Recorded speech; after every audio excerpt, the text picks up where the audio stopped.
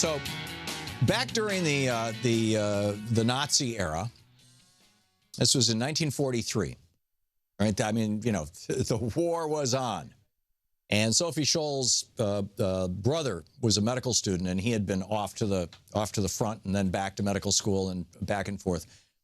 And she and her brother took a bunch of pamphlets to a university to pass out, you know, basically opposing the Nazis. They were copies of much earlier lecture, a speech, as it were. And she said, this is what she wrote. Okay, this is what she wrote. The real damage is, in fact, let me tell you the end story. This woman, Sophie Scholl, she was put on trial on February 22nd, 1943, in the Volksgerichtshof, the Nazi People's Court, and sentenced to death, and was executed by guillotine in Stadthelm prison a few weeks later. This is what she said. The real damage is done by those millions who want to survive. The honest men who just want to be left in peace. Those who don't want their little lives disturbed by anything bigger than themselves. Those with no sides and no causes. Those who won't take measure of their own strength for fear of antagonizing their own weakness.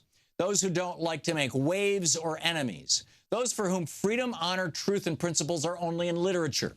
Those who live small, mate small, die small.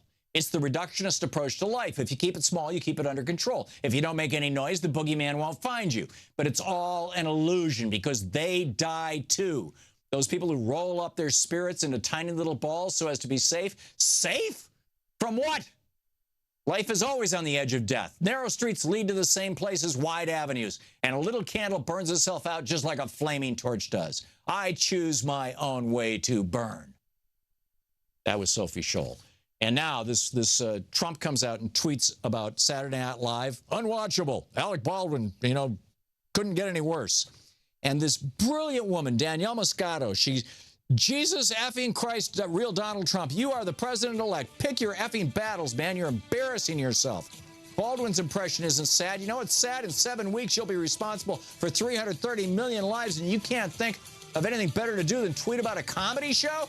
You know that actual lives are at stake, right? You're pathetic, tweets Danielle Moscato. This is not a joke, Donald. Don't you have anything better to do? Are you so narcissistic that a parody is your priority? You're listening to the Thom Hartmann program. Call 202-808-9925. She goes on, do you know how many trans people were murdered since Election Day? Do you know how many veterans killed themselves?